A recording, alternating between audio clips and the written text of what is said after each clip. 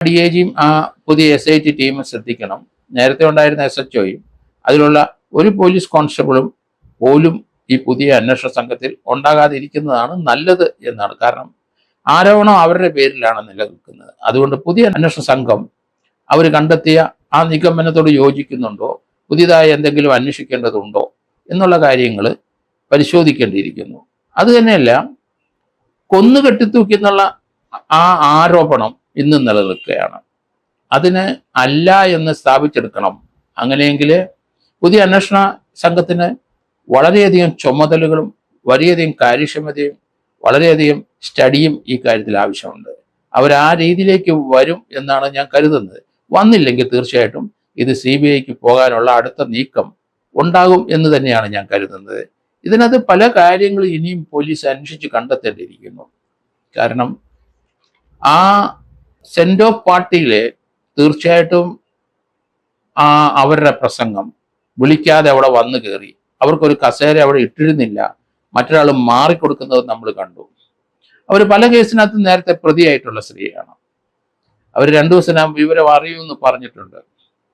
അപ്പൊ ആ ഭാഗം തീർച്ചയായിട്ടും പോലീസ് കൂടുതലും അന്വേഷിക്കേണ്ടിയിരിക്കുന്നു. കാരണം ആ ഇൻക്വസ്റ്റ് തയ്യാറാക്കുന്ന മുമ്പ് ആ വിവരം തൂങ്ങി നിൽക്കുന്ന വിവരത്തിന്റെ ഫോട്ടോഗ്രാഫ്സ് എടുത്തിട്ടുണ്ടോ, വീഡിയോ എടുത്തിട്ടുണ്ടോ, അതുപോലെ പോസ്റ്റ്മോർട്ടം ചെയ്ത ആ സമയത്ത് അതിന്റെ വീഡിയോ എടുത്തിട്ടുണ്ടോ, അതൊന്നും ഇതുവരെ വെളിയിലോട്ട് വന്നിട്ടില്ല. അതൊന്നും ആരും പറഞ്ഞതായിട്ട് കേട്ടിട്ടുമില്ല.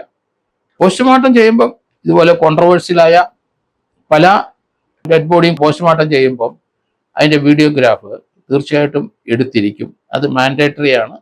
എല്ലാ പോസ്റ്റ്മോർട്ടത്തിലും എടുക്കണമെന്നാണ് പറയുന്നത്. ഇവിടുത്തെ കേസിനകത്ത് നവീൻ ബാബുവിന്റെ കേസത്തിൽ അത് എടുത്തിട്ടുണ്ടോ ഇല്ലയോ എന്ന് ഇതുവരെ വെളിയിൽ വന്നിട്ടില്ല. അത് തന്നെയല്ല, അവരുടെ വിസറയെ പറ്റി ഒന്നും പറയുന്നില്ല. കോടതിയിൽ അത് ആ കേസ് ഡയറിയിൽ അതേപ്പറ്റി പറഞ്ഞിട്ടുണ്ടോ എന്നറിയില്ല. കോടതി അതേപ്പറ്റി ഒന്നും പറഞ്ഞതായിട്ടും കണ്ടില്ല.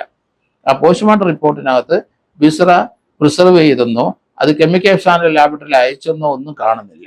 എന്തായാലും കോടതിയുടെ ആ ഒരു ശാസ്ത്രീയമായി കേസ് ഡയറി പരിശോധിച്ച ശേഷമുള്ള നിരീക്ഷണത്തിന്റെ അടിസ്ഥാനത്തിലാണ് കോടതി അന്വേഷണം മികവുറ്റതാണെന്ന് പറയാൻ കാരണം. പക്ഷേ അതിനകത്ത് അന്വേഷണം നടത്താതെ വിട്ടുപോയ വളരെ ഇമ്പോർട്ടൻ്റ് ആയ പല കാര്യങ്ങളും കിടക്കുന്നുണ്ട്. അതേപ്പറ്റിയൊക്കെ ADMന്റെ വൈഫിന്റെ അപേക്ഷയിൽ പറഞ്ഞിട്ടുണ്ടോ ഇല്ലയോ എന്ന് നമുക്കറിയില്ല.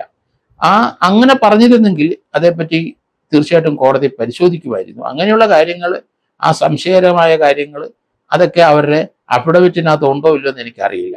എങ്കിലും അന്വേഷണം മികവുറ്റതാണ് എന്ന് കോടതി അഭിപ്രായപ്പെട്ട സ്ഥിതിക്ക് ചില കാര്യങ്ങൾ തീർച്ചയായിട്ടും അന്വേഷണത്തിന്റെ പരിധി വന്നില്ല എന്നുള്ള ഉറപ്പാണ്.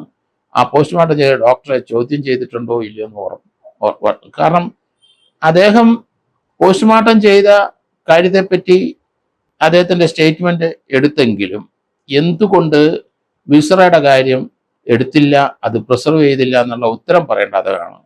അദ്ദേഹത്തിന് അതിൽ പരിജ്ഞാനക്കുറവ് കൊണ്ടാണോ അതോ സ്വാധീനം കൊണ്ടാണോ, എങ്ങനെയാണ് ആ പാളിച്ച പറ്റിയത്? വളരെ വൈറ്റലായ പാളിച്ചയാണ്. കാരണം ഒരു കേസിനെ സംബന്ധിച്ച്, ഒരു മരണത്തെ സംബന്ധിച്ച് ദുരൂഹമായ ആരോപണം നിൽക്കുമ്പോൾ അതിന്റെ സത്യസ്ഥിതി അറിയുന്നത് തീർച്ചയായിട്ടും പോസ്റ്റ്മോർട്ടം ചെയ്ത ഡോക്ടർ റിപ്പോർട്ടിലാണ്. അതിനകത്ത് വികലമായ ഒരു റിപ്പോർട്ട് അല്ലെങ്കിൽ അതിൻ്റെ ചില കാര്യങ്ങൾ വിട്ടുപോവുക, പോസ്റ്റ്മോർട്ടം ചെയ്ത ഡോക്ടർക്ക് നിത്യമായി ചെയ്യുന്ന ഒരു ജോലി അതല്ലേ. അപ്പൊ അതിനകത്ത് തീർച്ചയായിട്ടും പ്രാവീണ്യം ഉണ്ടാകണമല്ലോ.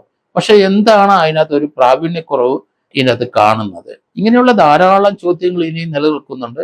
ഏതായാലും അവരുടെ അടുത്ത നീക്കത്തിന് അതിനെ ചിലപ്പം കോടതിയിലോട്ട് വരുമ്പം അതിനൊക്കെ തീർച്ചയായിട്ടും കോടതി അവയൊക്കെ പരിശോധിച്ച് പുതിയൊരു ഉത്തരവ് ഉണ്ടാവും എന്നാണ് ഞാൻ കരുതുന്നത്.